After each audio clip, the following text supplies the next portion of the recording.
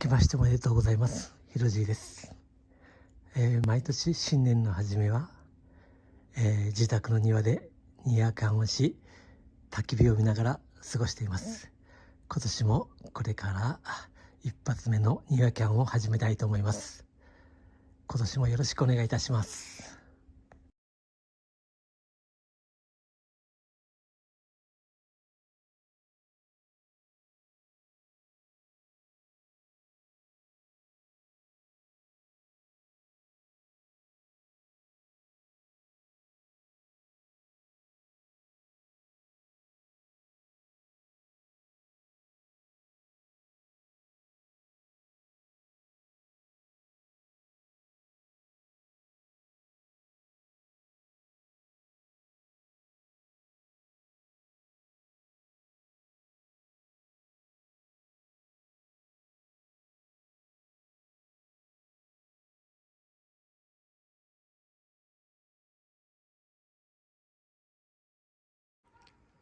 はい、大体テントの設営が終了しました。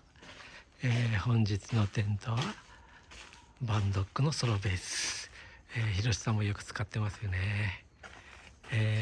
今日のシェラフはモンベルのシャープ1冬用のですね。それにアウターもモンベルのアウターをつけてます。中にも、インナーも入れてます。これに下はサーマレストですね。これに湯たんぽですね。湯たんぽを入れて、過ごしたいと思います。それからこちらですね、フュアハンドのランタンですね、オイルランタン。それに、自作のランタン掛けですね。あと今日は自宅でしかできない直火スタイルでやりたいと思います。一応下には耐熱シートを敷きましたけど、スタイルとしては、直火スタイル。それに地べたに座って、ここで焚き火を見ながら、新年を過ごしたいと思います。毎年いつもはテントを張る位置を反対側ですね、庭に向かって張るんですけども、今回は YouTube に載せろうと思ってますので、見栄えがいいように庭側にテントを張って、私が自宅の方に向かって、焚き火をするような、様式でやりたいと思います。それでは少しまったりしながら日が暮れるのを待ちたいと思います。日も暮れてきたことだし、そろそろ焚き火を始めたいと思います。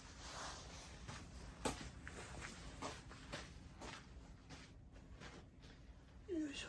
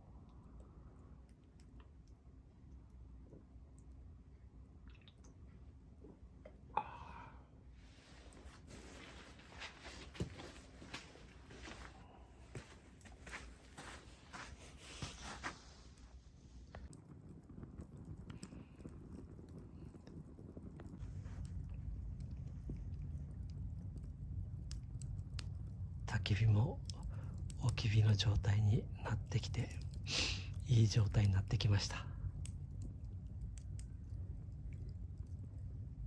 焚き火っていいですよね。